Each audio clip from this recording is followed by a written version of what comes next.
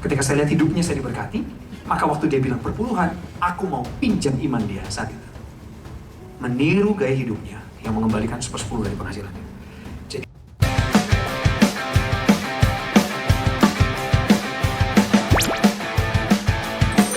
Shalom saudara-saudariku yang dikasihi oleh Tuhan Yesus Kristus.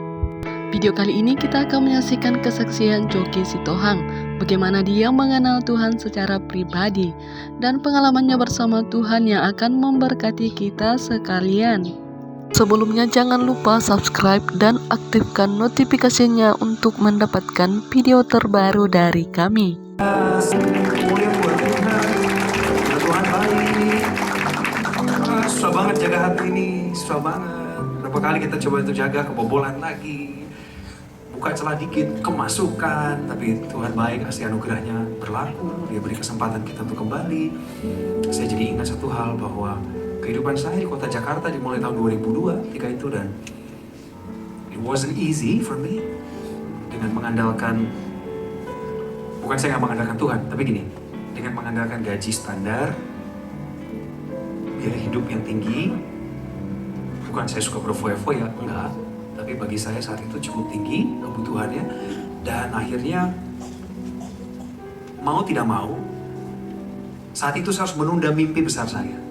Tapi saya percaya apa yang Tuhan taruh di hati tetap ada. Contoh, saudara dikasih mimpi untuk jadi seorang yang berpengaruh di marketplace. Dan impian itu ada selalu di hati, panggil saudara selalu diundang untuk ketemu banyak orang, untuk jadi berkat buat mereka. Anda sengaja atau tidak sengaja Anda bicara tentang Tuhan di komunitas, ketemu teman, Anda suka bersaksi, itu panggilan loh. Itu bukan keinginanmu sebenarnya, tapi karena kamu menyadari bahwa Tuhan itu baik, ya Anda otomatis ingin mengeluarkan cerita tentang Tuhan kepada siapapun. Amin. 2002 waktu saya datang ke Jakarta, saya bawa kebiasaan baik yang saya dapat bukan dari keluarga saya, tapi dari saudara saya yang lain. Karena di keluarga inti saya nggak pernah dibiasakan untuk duduk bareng, baca firman Tuhan, saat teduh pagi, saat teduh malam, nggak. Papa mama saya orang Kristen dari lahir, tapi tidak membiasakan diri untuk menjadi imam bagi anak-anaknya. Biasa aja gitu, Kristen biasa, gereja, perpuluhan, enggak. Persembahan, ya jangan banyak-banyak lah. Tapi saya melihat dari keluarga tante saya, anak-anaknya selalu dididik untuk baca firman, puji-pujian, satu pasal setiap hari. Setiap kali saya berangkat ke Jakarta liburan, dulu waktu saya masih kecil, saya selalu ingat kebiasaan itu. Dan itu menginspirasi saya. Maka ketika tahun 2002 saya mulai menetap di Jakarta dan bekerja sebagai wartawan ketika itu, di kos-kosan yang luasnya 2,5 kali 3 meter itu, saya punya Alkitab dan itu modal saya. Jadi pagi pasti baca sebelum kerja, malam sebelum tidur pasti baca. Bergaul karib dengan Tuhan. Tapi ada expiry date-nya. Seiring dengan hari bergulir, sudah mulai bisa meraba metropolitan, sudah mulai terima gaji pertama, sudah mulai ketemu teman-teman komplek, main basket, bergaul. Rasanya 24 jam itu kurang ya. Pulang kantor sudah nongkrong di lapangan main basket sampai tengah malam. Tengah malam pulang ke kosan, mandi di lantai 2. Karena kos-kosan saya kamar mandinya di luar sama-sama. Tapi itu lebih baik daripada banyak yang promo kan, kamar mandi di dalam, kamarnya di luar, oh repot. Kamar mandi di dalam. Tapi kos-kosan saya oke lah. Di Pondok Kelapa, Jakarta Timur. Saya nggak tahu Anda udah pernah ke Pondok Kelapa belum? Orang Barat. Anda kan orang Barat, kami orang Timur dulu. Ya. Selesai mandi, capek, besok pagi jam 7 udah harus berangkat, jadi ketiduran. Alkitab dibiarin tergeletak di situ. Besok pagi, lupa baca Alkitab. Adalah doa singkat aja, doa singkat saya, Tuhan terima kasih Kau pimpin sepanjang malam. Pagi ini aku serahkan hidupku ke dalam tangan-Mu dalam nama Yesus, amin. Bangun, mandi, berangkat. Gitu tiap hari. Jadi kehilangan esensi dalam hubungan. Hubungan itu kan gini, Kamu udah makan hari ini? Udah, kamu udah makan belum? Aku juga udah. How's your day? Baik. Kamu gimana tadi meetingnya? Baik sih, makasih ya doanya. Itu hubungan, TikTok gitu ya. Kan enggak. Saya cuma report satu arah aja, Tuhan lagi nanya juga, saya nggak dengar. Satu-satunya doa yang mungkin Tuhan tahu dan Tuhan dengar dengan jelas hanya doa makan. Itu juga buru-buru, Tuhan, amin, ngomong apa? Tapi bagi saya Tuhan itu baik, terlalu baik. Bahkan ketika saya melewatkan saat teduh pun Tuhan tetap baik. Tetap luputkan saya dari bencana, masalah, ada tantangan, Tuhan beri kekuatan. Saya bilang puji Tuhan. Tapi keseharian itu bukan tentang itu, Bapak Ibu. Hubungan itu bukan soal kamu mau berhasil lewati satu hari lagi gitu dan wah syukurlah aku bisa bertahan tanpa makan. Atau aku bisa puasa hari ini gitu. Sebagai bagian dari kalimat pengiritan. Bukan itu. Ini tentang bagaimana engkau bisa mendengar Tuhan maunya apa terhadap kamu. Kamu berikan waktu dan telingamu buat dia kan gitu. Nah saya kehilangan esensi itu setelah mulai masuk tahun kedua, tahun ketiga di Jakarta ketika itu. Gaji saya pun naik dari 1,6 juta di tahun 2002 bertambah 1,8 dan seterusnya sampai mentok di 3,250. Kenapa saya harus cerita detail seperti ini sama Anda? Angka-angkanya bukan mau pamer, enggak. Tambah inflasi, kurs saat itu dibanding hari ini juga gaji saya pas-pasan waktu itu. Tapi yang saya mau sampaikan sama saudara, lihat bagaimana Tuhan perhatikan saya dan bagaimana Tuhan memimpin saya. Mari kita mulai berhitung. 1,6 juta tahun 2002. Alokasinya sebagai berikut. 350.000 saya bayar kos-kosan per bulan. 2. Saya bayar 350.000 lagi untuk cicilan HP saya. Karena dulu saya baru beli HP pakai kartu kredit tante saya. Jadi saya harus bayar ke dia berturut-turut 350.000. Sudah berapa kosnya? 700. 500.000 rupiah saya transfer ke Bandung. Saya pasti kasih ke mami. Karena saya punya 2 adik sekolah. Sedikit cerita latar belakang keluarga saya. Kami datang dari keluarga sederhana. Papa saya selama 23 tahun tidak memiliki pekerjaan tetap. Beliau pernah jadi mandor di perusahaan proyek maksud saya. Pernah jadi kepala keamanan di hotel bintang 3. Dan pernah juga menjadi supir bagi keluarganya. Itu yang bapak saya lakukan untuk bertahan hidup. Jangan pikir investasi. Bertahan hidup. Ibu saya punya usaha. Ada jahitan, dan ada juga salon kecil untuk gunting rambut. Hanya itu. 98, tahun 98, habis. Drop semuanya. Jadi saya dikirim ke Jakarta, bukan hanya sekedar untuk bertahan hidup, tapi untuk memelihara hidup sebuah keluarga. Kembali ke alokasi tadi, 700.000, 500.000, saya pasti kirim ke mami saya. Sudah 1,2 juta, betul ya? Pengeluaran selanjutnya adalah persepuluhan. Kenapa persepuluhan? Saya kembali mundur sedikit ke kehidupan saya di tahun 99. Saudara itu seperti nonton sebuah film layar lebar gitu ya. Bisa ngikutin ya? Bisa. Saya namakan film layar lebar ini Conjuring. Tahun 99, waktu saya diterima kerja di sebuah radio di Bandung sebagai penyiar, saya digaji Rp2.000 per jam siaran. Per jam siaran. Jadi 1 bulan pertama gaji saya itu Rp60.000 tahun 99. Betapa bangganya saya dapat 60.000 itu dan slip gaji, dan itu yang mau saya banggakan di depan keluarga saya. Karena saya tahu penghasilan saya lebih besar dari penghasilan bapak saya. Ketika tante saya datang dari Jakarta, Namburuku, Anda tahu istilah Namburu? Itu bahasa Korea. Artinya tante, orang Batak menyebutnya Namburu. Waktu Namburu saya datang, saya bangga-banggain di depan dia. Saya bilang gini, Namburu lihat, aku bisa hasilkan 60.000 sebulan. Harapan saya, Namburu saya puji saya habis-habisan. Dan saya tahu, abangnya dia, which is my father, he could afford 60,000 per month. Jadi waktu saya pamerin, Namburu saya bukannya puji, dia malah bilang gini, jangan lupa perpuluhan. Maksudnya, Namburu? 10 dari yang kamu hasilkan itu punya Tuhan. Kembaliin ke Tuhan. Ketika saya cuma berpikir begini, buat apa di dunia yang luas ini yang katanya Tuhan maha memiliki segalanya, masih nuntut 6.000 perak dari gue? Gak masuk akal. Kalau mau minta pun jangan dari saya lah, dari yang gaji udah besar kan gitu. Gak masuk akal. Tapi karena saya lihat kesaksian hidup Namburu saya, tolong garis bawahi kesaksian hidup. Namburu saya ini diberkati Tuhan. Dia seorang karyawati bank swasta. Puluhan tahun jadi karyawati dan setia dalam pekerjaan dan dinaikkan pangkat promosinya. Ketika saya lihat hidupnya saya diberkati, maka waktu dia bilang perpuluhan, aku mau pinjam iman dia saat itu. Meniru gaya hidupnya yang mengembalikan 1/10 dari penghasilannya. Jadi saya potong 6.000 perak tahun 99 itu, saya ke gereja, saya kembali 6.000 ke kotak persembahan. Dan kebiasaan itu saya pelihara terus sampai hari ini. Kembali ke tahun 2002, waktu saya di Jakarta, 1,6 juta, 160.000, 1/10 darinya, saya kembaliin ke Tuhan. Jadi 1,2 juta tambah 160.000, segitu harganya. Sisanya berapa? 240.000, karena gaji saya 1,6 per bulan. Saya pegang 240.000 cash untuk hidup. Hidup? Hidup Bu, jangan melotot gitu, kan ini saksi hidup. Aku lagi bercerita. 240.000. Tidak jadi pengedar narkotika, tidak menjual diri pada Tante Girang,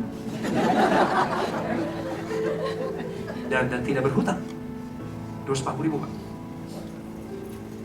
Bagaimana cara Tuhan memelihara hidup saya? Ajaib. Anda pasti menantikan cerita ini. Anda pasti berharap saya dapat harta karun kan? Joki, datanglah. Di depanmu. Buka-buka kotak angpau gitu. Enggak gitu. Cara Tuhan memelihara hidup saya sederhana. Ketika saya pegang 240.000 sama Tuhan, saya naik angkot. Saya hafal sekali angkotnya. Dari depan rumah saya 31. Ketika saya datanglah. Di depanmu. Buka-buka kotak angpau gitu. Enggak gitu. Cara Tuhan memelihara hidup saya sederhana. Ketika saya pegang 240.000 sama Tuhan, saya naik angkot. Saya hafal sekali angkotnya. Dari depan rumah saya 31. Kampung Melayu Jatinegara. Turun pintu 6 Pulau Gadung, naik angka 23. Kalimalang, Cawang. Pas. Berhenti pintu 6. Bayar ojek 5.000 perak. Kalau di akhir pekan saya tahu menipis, saya nggak pakai ojek. Saya jalan kaki. Pintu 6 ke Rawat Rate 2, kantor saya. Namanya La TV. Sekarang TV One. Saya dulu bekerja di kantor berita itu sebagai wartawan. Dari pintu 6 ke Jalan Rawat Rate 2 itu sekitar 3 km. Saya turun jalan kaki dan itu segar karena pagi-pagi. Anda jangan bayangin saya jalan siang-siang. Gue juga ogah di Jakarta siang-siang. Pagi bos, segar olahraga ya kan. Begitu nyampe kamar mandi, cuci muka, hitam muka saya langsung. Kawasan industri bos namanya. Jadi saya bilang Tuhan, apa yang ada dalam tanganku, aku percaya ini akan memelihara hidup. Saudara tahu? Tentu saja Anda nggak tahu, orang saya baru mau cerita. Di akhir pekan, kadang-kadang Tuhan suka bercandanya gini. Kan saya punya saudara di Jakarta, tante saya suka telepon. Ini adiknya papa juga, tapi bukan yang karyawati bank tadi. Ini tinggalnya di Jakarta Selatan, di Jalan Patimura, Kebayoran Baru. Dia telepon, Namburu Mary. Cok, ini adik-adik kamu kangen sama kamu, datang dong ke sini. Saya punya 2 sepupu yang lucu-lucu, namanya Martin, yang kedua namanya Tasya. Martin sekarang sudah master di bidang manajemen, lulusan Universitas Indonesia. Saya tahu dia kecilnya, dia mirip sama ikon sebuah ban yang gemuk banget. Sama adiknya satu lagi Tasya, lagi kuliah di Parahyangan, Bandung. Mereka sudah tidak punya bapak, karena bapaknya meninggal beberapa tahun yang lalu. Tante saya telepon, Cok, adik-adik kamu kangen nih, datang dong. Oh iya Namburu, saya kan nggak punya kos. Namburu saya bilang, nanti dibayarin di sini. Oh ya udah, oke Namburu. Pesan taksi, berangkat Patimura. Pondok Kelapa, Patimura. Nyampe Patimura, dibayarin dong ongkosnya sama tante saya. Iya. Itu hari Jumat. Jumat saya nyampe sana, sampai Minggu makan saya ditanggung sama tante saya lah. Masa saya bayar sendiri? Kalau kita dipakai jalan-jalan, ini hari Minggu kita ibadah sama-sama, pulang ibadah, makan siang. Saya kenyang, saya senang, sukacita jagain adik-adik. Pas mau pulang ke rumah, ke kosan, dia Namburu saya bilang, Coki, ada uang kamu? Oh, ada Namburu, aman. Padahal nggak ada. Ada kan, bener kan? Ada Namburu, makasih. Oh, ini buat kamu lah. Jangan Namburu. Nyampe kos-kosan, saya buka envelope-nya. Bas, 200.000. Haleluya. Pandai bersyukur bro. Aku buka uangku itu, saya tahu itu sampai akhir bulan saya bisa hidup. Anda berharap uang karung jatuh dari atas? Enggak. Tuhan pelihara hidup Anda dengan cara-cara yang ajaib dan sederhana. Kadang-kadang temanmu telepon, bro apa kabar? Baik. Udah lama gak ketemu, makan siang yuk. Kita menghindari nih ajakan-ajakan gini. Kenapa? Kita udah punya uang dong. Nggak apa-apa bro, gue lagi ulang tahun, puji Tuhan. Kan banyak. Tuhan sayang sama aku. Dia bisa saja buat terobosan finansial secara ajaib dalam hidupmu. Tapi dia lebih memilih mendidikmu untuk mempercayainya setiap hari. Setiap hari, saudara. Di akhir pekan saya dapat telepon MC. MC di banyak tempat, ya, bayarannya kadang-kadang proteng, atau proteng kan? Project, thank you ya bos, sama-sama bos. Gak ada problem. Mas Coki mau makan apa? Oh saya ada aja, ini ada nasi kotak. Pulang IO-nya nggak ada. Oh nagih kemana? Nggak ada. Tapi makan. Saya diajarin sama mama papa saya untuk jangan menilai suatu tawaran pekerjaan dari jumlah uang yang dia suruh. Karena kekayaan saya bukan dari uang yang saya ciptakan, tapi dari seberapa luas hatiku menerima kesempatan untuk bertumbuh dalam karakter. Saya terima kesempatannya. Saya pernah berdoa gini, saudara. Waktu saya dikasih 150.000 rupiah hasil MC, saya pernah doa begini, Tuhan, aku bersyukur. Dari 150.000 ini aku akan kembalikan 15.000 untuk Tuhan. Dan suatu saat nanti, aku bilang begini, dengerin doa saya. Suatu saat nanti, aku percaya dalam nama Yesus, orang akan bayar berapapun untuk saya MC di tempat mereka. And it happened. Itu terjadi. Tapi jangan mirip-miripin situasi dan keadaan. Iman identik dengan promosi, nggak nyambung. Halo? Halo? Iman sama promo, nggak nyambung, bos. Wih, itu orang Kristen hebat, kenapa? Kaya. Nggak nyambung, bos. Ada juga orang kaya mentalnya miskin. Sederhana aja. Dia pilihkan barang-barang terburuk bagi orang yang punya sumbangsi buat dirinya. Di sisi lain, ada orang-orang yang dianggap remeh oleh dia, berusaha memberikan yang terbaik bagi orang kaya yang punya ini. Siapa yang kaya sekarang? Nggak nyambung. Tuhan izinkan saya lewati ini supaya saya bisa lihat dari banyak perspektif bahwa hidup ini adalah kesempatan. Hidup ini untuk melayani Tuhan. Hidup ini harus jadi berkat. Terus doanya, oh Tuhan, pakailah hidupku selagi aku masih kuat. Bila saatnya nanti ku tak berdaya lagi, hidup ini sudah jadi berkat. Saudara tahu lagu ini berkati saya. Lagu ini berkati saya. Beberapa hari yang lalu saya posting di Instagram, saya ternyum ketika saya buka WA, saya dapat pesan dari seorang teman, isinya lagu itu. Untung saya sudah berubah, saudara, sudah bertobat untungnya. Kenapa? Dulu saya nggak menghargai orang. Orang SMS, happy Sunday bro, God bless you. Gue diemin aja. Kenapa? Menurut saya 350 perak duit dia, gue sih ngapain balikin. Iya kan? Dia mau berkati saya, ya amin, terima kasih, udah. Nggak ada respon, not even say thanks, nggak. Tuhan tegur saya pada suatu waktu, dia bilang begini, Cok, gue bisa ngomong sama lu kapan aja gue mau. Lewat siapapun. Lewat SMS. Mulai saat itu saya berubah, saudara. Setiap orang kirim pesan, saya balas. Saya bilang, terima kasih Tuhan berkati. Terima kasih Tuhan berkatimu juga. Makasih. Udah berapa tahun saya lakukan kebiasaan ini. Berapa hari yang lalu, teman saya kirim lagu, saya perhatikan, saya nonton. Waktu saya putar lagunya, saya kencangkan suaranya. Saya ada di sebuah tempat makan yang penghuninya hanya saya, istri saya, Elsa, anak kami yang kedua, supir kami ajak makan. Saya nggak nyadar di sana ada orang pakai pakaian supir online, ojek online. Waktu saya putar lagu, saya nggak ngeh kalau dia dengar. Ketika saya selesai memutarnya, orang ini datang, dia bilang, Coki ya? Ya, saya. Dia gitu. Saya dengar lagunya. Saya bilang, I know, God is working right now. I know, I can feel. Saya bisa rasain Roh Kudus lagi bekerja saat itu. Saya cuma diam, saya cuma senyum. Terus dia bilang, saya ternyum Pak. Oh iya, iya. Saya udah mau mundur Pak dari pelayanan.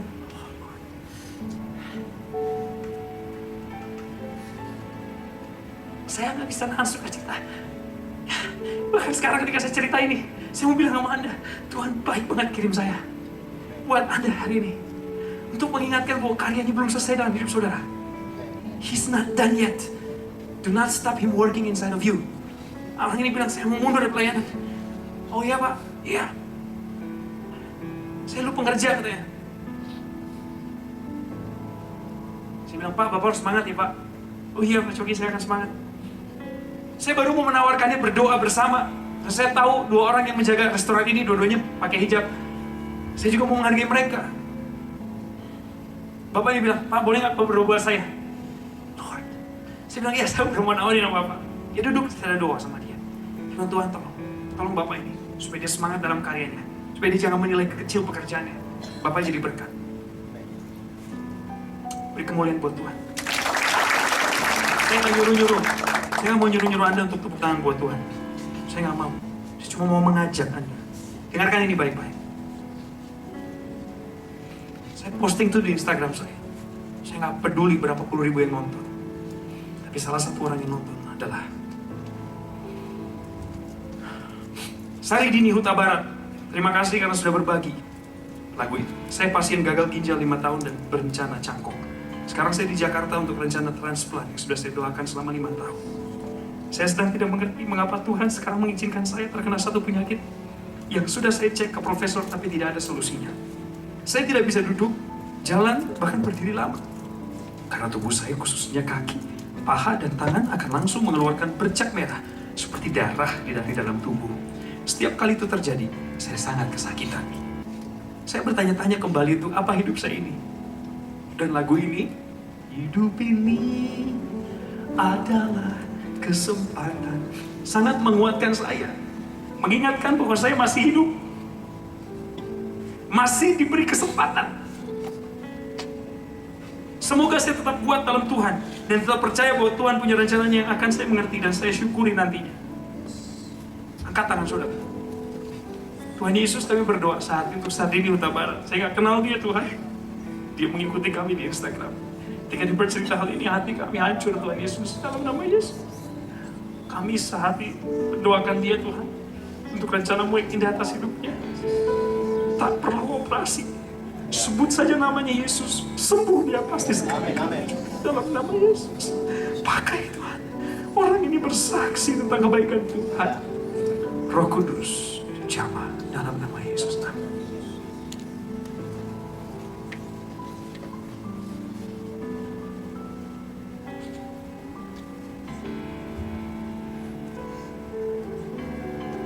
Ketika dunia bilang Anda sudah selesai, Tuhan bilang, belum. Amin.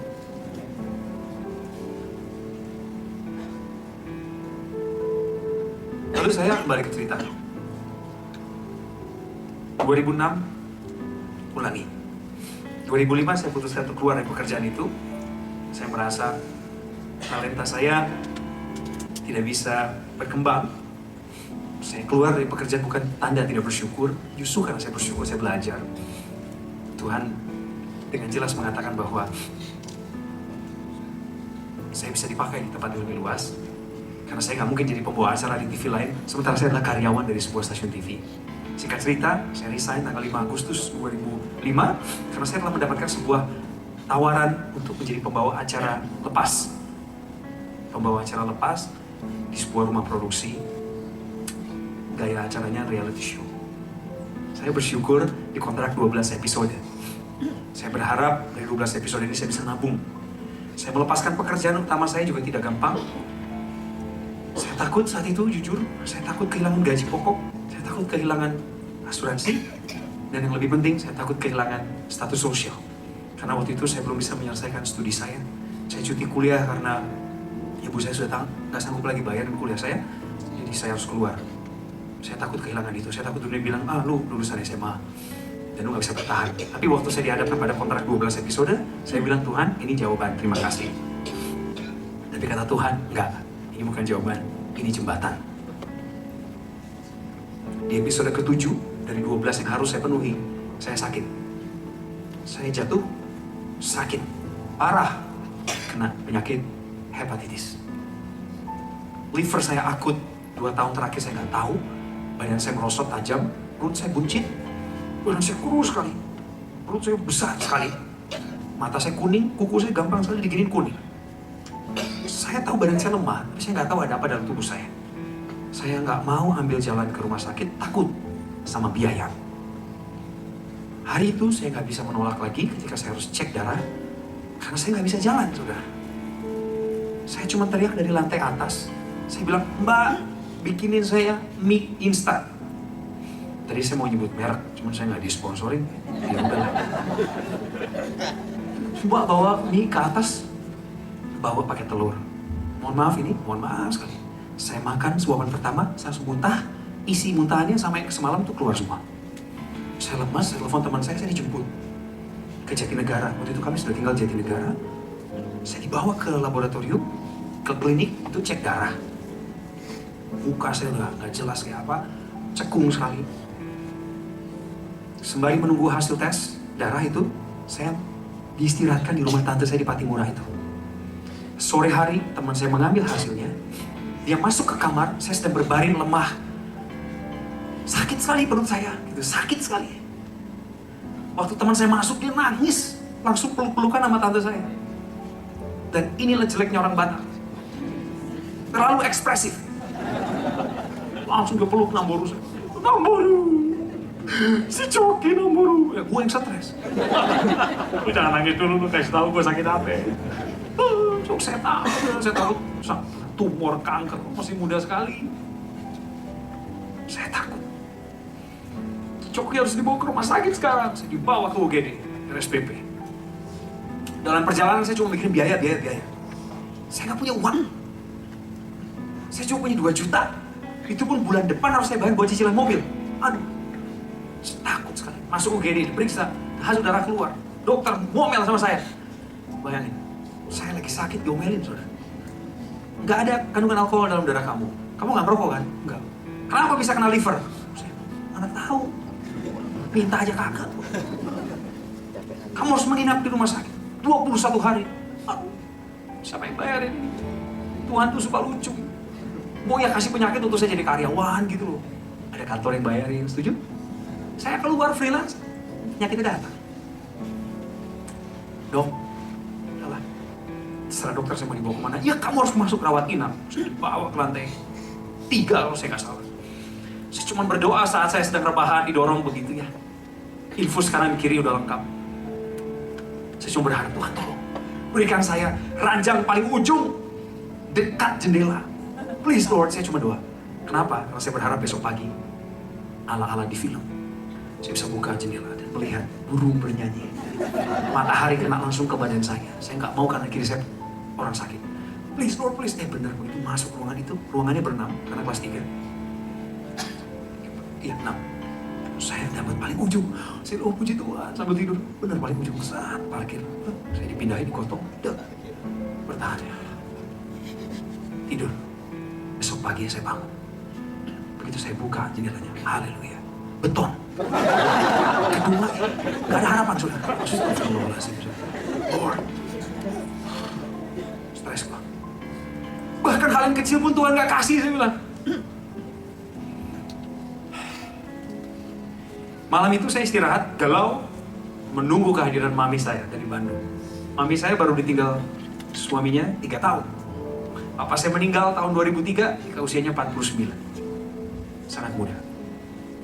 Mami saya berjuang dari Bandung, bawa mobil, datang untuk ketemu jagoannya yang paling sakit. Saya tahu dia menangis, tapi dia berusaha untuk kuat. Ya hapus, saya buka tirai. Abang, iya Mi, datang ke sebelah saya, sayang saya, kuat ya, iya Ma. Nih Alkitab, ini buku. Alkitab warna hijau yang saya terima tahun 99 waktu saya dibaptis selang pertama kali. Dan buku Purpose Driven Life dari Pastor Rick Warren. Waktu saya menoleh ke Alkitab itu, saya bilang, oh Tuhan, sudah lama aku tidak baca Alkitab. Ingat cerita saya tadi?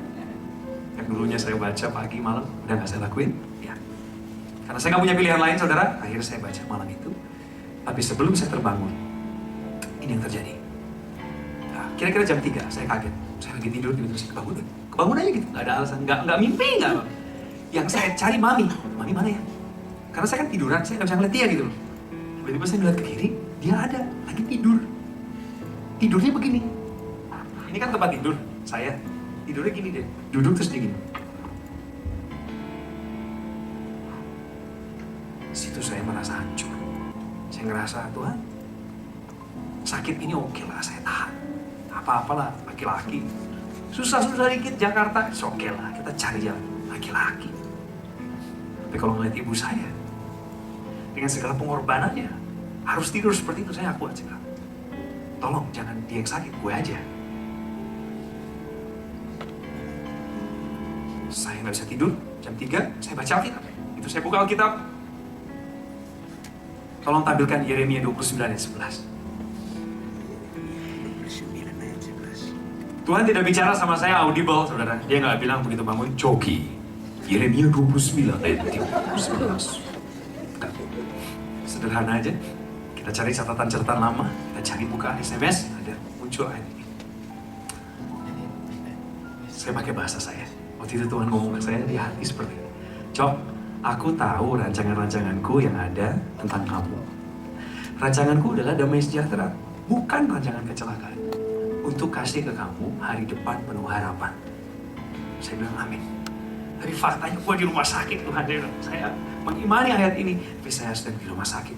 Dan saya harus mengambil waktu yang lama di rumah sakit. Apakah itu yang kau maksudkan dengan hari depan penuh harapan? Wajar nggak saya bertanya gitu? Waktu saya tanya, Tuhan, kenapa saya sakit? Kenapa saya di sini?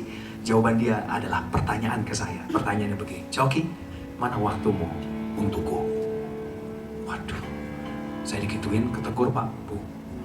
Langsung merasa banget, oh selama ini saya nggak punya waktu buat Tuhan.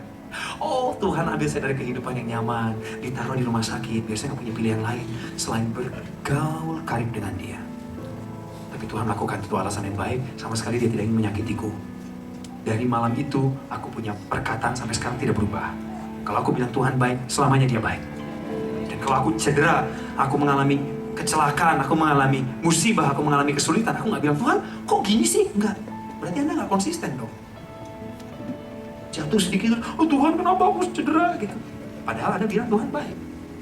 Saya ganti kata-kata itu. Jadi setiap kali kami punya kesulitan atau masalah atau penyakit, saya cuma bilang, Tuhan makasih. Kenapa Engkau izinkan ini terjadi? Ya dong. Jangan bilang Tuhan baik, di sisi lain Anda bilang, Tuhan kenapa kau datangkan sakit? Ya, Tuhan nggak pernah bikin kayak gitu. Tapi dia izinin supaya Anda dekat sama dia. Supaya Anda tetap mengandalkan dia. Sederhana pesannya ya, tapi kuat. Malam itu saya mengalami restoration night seperti malam hari ini. Bersyukur nih buat rumah sakit.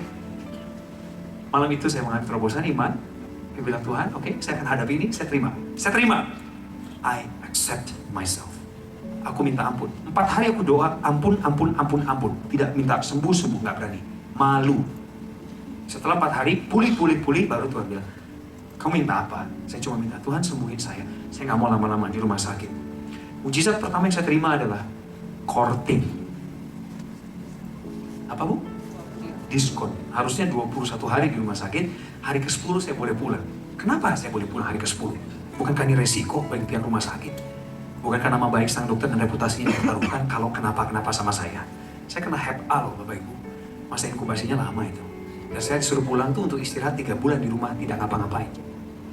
Ya karena saya mengalami mujizat, hari ke-8, hari ke-7, 8, dan 9. Dalam semalam, SGPT dan SGOT saya bisa turun banyak sekali.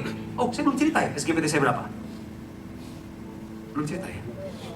SGPT saudara kalau lagi sehat sekarang, dihitung ya 49 maksimal. SGOT-nya 51. Itu yang paling bagus. Artinya gini, jangan lebih dari situ. Kalau sudah mendekat ke 4951, hati-hati. Saudara kecapean, mesti istirahat. Normal-normalnya sekarang ya 15, 13 itu bagus. Waktu itu saya berapa? Sampai masuk UGD, kira-kira berapa? Kan nggak boleh lebih dari 49 dan 51 kan? Berapa kira-kira? Tebak-tebakan aja nggak apa-apa. 100. 300. Doain saya. Puji Tuhan Pak, SGPT saya 1500. SGOT-nya 900 Pak. Hampir seangka 1000.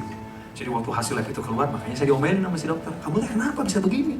Anak muda, kenapa? Gitu. Saya bilang, nggak tahu gitu loh. Ada yang punya jawaban gitu loh. Tetapi dalam semalam sejak hari ke-7 Tuhan lipat gandakan penyembuhan. Kurangnya bisa 150, bisa 200. Besoknya cek darah. Setiap hari saya cek darah loh. Darah saya diambil lagi sampai udah ngeliat jarum segede gitu ya. Dulu awal-awal kan, sus pelan-pelan. Lama-lama enggak, sus saya siap. Sok. Terus dokternya datang mau ngasih makan juga, silakan. Enggak makan siap pak. Udah biasa gitu, tapi dalam semalam set kurang 200. Wah ini ajaib angka-angka kamu ya, kata profesor. Bagus nih, kamu bisa pulang hari ke-10. Dalam hati gue, praise the Lord. Gue gak perlu bayar tagihan terlalu besar. Saya kembali ke rumah tante saya di Meruya kali ini. Kami tinggal di Jakarta Barat. Kami tinggal di Meruya. Di rumah Nambur Koni, mantan karyawati bank yang jadi inspirasi buat saya itu. 3 bulan nggak ngapa-ngapain. Hanya makan, tidur, istirahat, nonton TV, makan, tidur, istirahat, doa, makan, tidur, istirahat, doa. Itu aja terus. Dan setiap hari saya mengalami peperangan. Nonton TV salah, diem salah. Nonton TV lebih salah lagi Pak. Karena di TV itu nonton, lihat semua pelaku stasiun TV itu keren-keren Pak. Keren-keren. Rambutnya berdiri memuji Tuhan. Saya turun. Badannya bagus-bagus. Saya gemuk waktu itu. Pelan-pelan karena 3 bulan saya olahraga kan. Makan. Si dokter bilang pokoknya kamu makan. Jangan daging, jangan santan. Makan. Jadi saya makan karbohidrat banyak. Berat badan saya dari 69 jadi 87. Leher saya 2. Dan saya paling tersinggung kalau ada orang nyanyi lagu ini. Sebab engkau kan mengembang ke kanan ke kiri. Saya tersinggung. Terintimidasi. Iblis ngomong gini, Cok, lu udah gak punya mimpi lu selesai, terkubur. Lu gak mungkin jadi pembawa acara lagi, gitu. Padahal cita-cita saya dari SMP, sejak saya berubah halawan, tadinya pengen jadi tentara, gak jadi. Pengen jadi presenter, gara-gara ngeliat senior-senior saya semua. Wih, Om Bob Tutupoli, Almarhum Chris Biantoro, Om Kus Andratmo.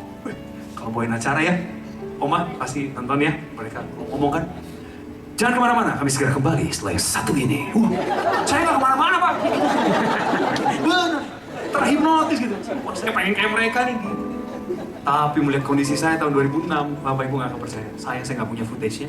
Tapi kesaksian ini benar saya sampaikan karena saya di mimbar juga tuh. Saya nggak punya harapan, karena iblis bilang lu udah selesai. Saya sedih Tuhan, gue jadi apa? Selesai sembunyi, saya kerja apa? Saya hampir apply ke kedutaan besar, mengajukan nama saya untuk jadi TKI. Saya pengen kerja di Amerika Serikat karena saya punya talenta bahasa. Saya belajar bahasa Inggris dari umur 7 atau umur 8 di sekolah saya, kelas 3 SD. Saya senang praktek. Waktu masa kecil saya di Bandung, banyak turis datang. Kalau ada anak-anak kita lagi main dipanggil, hey boy, come here gitu. Yang lain lari, teman-teman saya. Kalau saya enggak, saya datangin. Yes! Do you know where I'm heading to? Yes! No! Yes! Saya berani sekali. Memang saya senang bicara sama orang, bangun hubungan gitu saya senang sekali. Untung saya nggak diculik dulu ya. Ternyata ada agen perdagangan anak, saya nggak tahu. Tapi ya saya berpikir kembali lagi, saya bilang Tuhan udahlah, saya nggak usah jadi presenter lah. Saya ngelamar kerja itu, saya udah mimpi kerja di Amerika, jadi tukang burger. Bayarannya $, sebagian bisa saya transfer ke ibu saya udah mikirin itu. Tapi Tuhan bilang gini, God, I have put my trust in you. I have put all the things that your heart desires. Apa yang jadi keinginan hatimu, aku taruh itu ya Tuhan. You wake up. Do your things, I will do my part. Kata Tuhan gitu, lakukan bagianmu, aku lakukan bagianku. Saya nggak ngerti. Setiap saya terintimidasi, saya cuma balik sama Alkitab, nggak ada yang lain. Saya nggak baca buku motivator. Apa tadi saya? Tidak ada pekerjaan yang terlalu sulit untuk dikerjakan. Semua pekerjaan akan terasa ringan jika tidak dikerjakan. Maksudnya nggak gitu. Saya nggak baca kayak gitu kan. Bro, it's okay lo mau ketawa.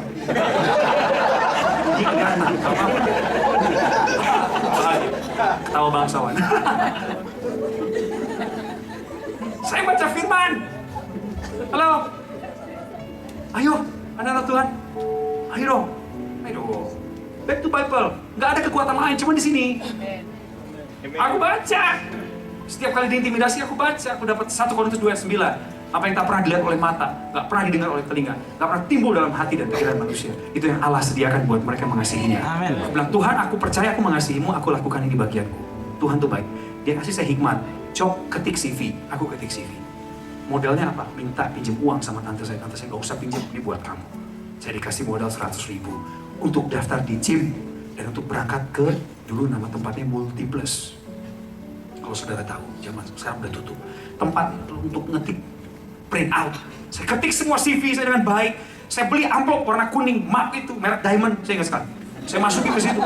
Tertuju kepada stasiun TV, semua saya namanya. Saya datangi semua tempat casting di Jakarta. Saya orang bilang waktu itu, banci casting. Gimana ada tempat casting situ, Coki situ, nongkrong. Saya duduk aja, Bu, saya nunggu kesempatan. Karena Tuhan suruh saya keluar. Tuhan bilang apa? Saya nggak akan kirim kamu berkat kalau kamu nggak lakuin bagian kamu gitu loh. Saya akan sertai kamu, lu jangan takut, Cok.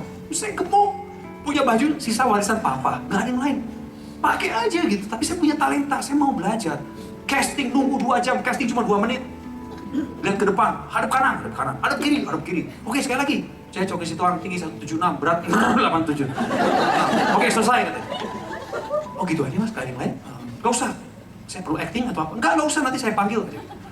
Dikecewain sama produser. Ditelepon katanya mau ditelepon, enggak diteleponin. Sekalinya dapat iklan kaos kaki. Kaki doang, beneran. Mereknya My Way. Jangan disebarin ya. Saya, beneran. Dapat acara 400.000 rupiah dibagi 3. Saya, manajer saya, Pak Tony, sama asisten saya dulu, Renaldi. Bagi 3 duitnya di depan mata. Terus gini ya, terus gitu ya. Itu Tuhan bilang apa? Aku hanya butuh 5 roti dan 2 ikan. Apa yang ada di tangan kamu itu yang pakai buat kemuliaanku, kata Tuhan. Jadi aku setiap mau kerja, aku pasti bilang, Tuhan, ini kan dari Tuhan, aku akan kerja sebaik-baiknya. Aku akan casting yang terbaik, berikan yang terbaik. Seperti untuk Tuhan, bukan untuk manusia. Tuhan bilang, your time is not here yet. Keep on doing your things. Strive.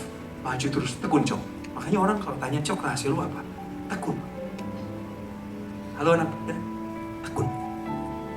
Saya memang punya semangat. Karena saya percaya firman Tuhan. Tuhan bilang, tangan orang rajin menghasilkan. Apapun, saudara bikin kue, bikin nastar, kalau rajin, pasti menghasilkan. Beda sama saudara yang selalu meminta-minta, manja, nggak siap tantangan. Ya Anda diberikan berkat sama Tuhan. Paling tarikan nafas. Udara yang berlaku buat semua. Kalau saudara pengen naik hidupnya, dapat mimpinya. Saudara jangan bilang, Tuhan, wakili saya untuk lakukan itu. Enggak. Saudara yang lakukan. Tapi Tuhan yang beri kekuatan. God will equip you whenever you are ready to open your heart to invite Him to come. Undang Tuhan Yesus, pakai. Maka dari tahun ke tahun, saya menjadi-jadi. Dari tahun ke tahun, aku lihat ada pertumbuhan. Dari tahun ke tahun, sekalipun banyak orang bilang, stop, cuma sampai sini. Tuhan bilang, enggak. Apa yang kubuka, nggak ada yang bisa tutup. Termasuk yang ditutup Tuhan, nggak ada yang bisa dibuka. Sama manusia. Saya menyaksikan banyak hal terjadi dalam hidup saya. Saya harus persingkat ini, karena waktu saya terbatas. Saya menghargai waktu saudara. Tapi di kemudian hari, saya akan kembali untuk membagikan kesaksian hidup saya yang lain. Karena terlalu banyak, saudara. Banyak sekali. Saya akan bilang sama Anda, kenapa saya memilih untuk melayani Tuhan? Itu juga ada ceritanya. Setelah yang satu ini. Anda diberkati. Anda dapat sesuatu malam ini. Pasti. Alhamdulillah. Tuhan, ya. Tuhan, aku hampir selesai. Aku berdoa semua jemaatmu diberkati melimpah. Dalam kesehatan, kekuatan, penghiburan. Mereka nggak kekurangan apapun, karena Tuhan menyertai. Sekalipun hidup dalam keterbatasan, tapi ada sukacita menyertai. Punya keluarga, keluarganya dijaga, anak-anaknya terhindar dari bahaya, orang tuanya tetap utuh dalam pernikahan. Itu doa saya untuk saudara. Malam ini bukan sekedar judul Restoration Night. No, it's not about title. It's about His presence. Hadirat Tuhan. Di mana hadirat Tuhan ada, di situ ada kemenangan. Makanya Musa bilang apa?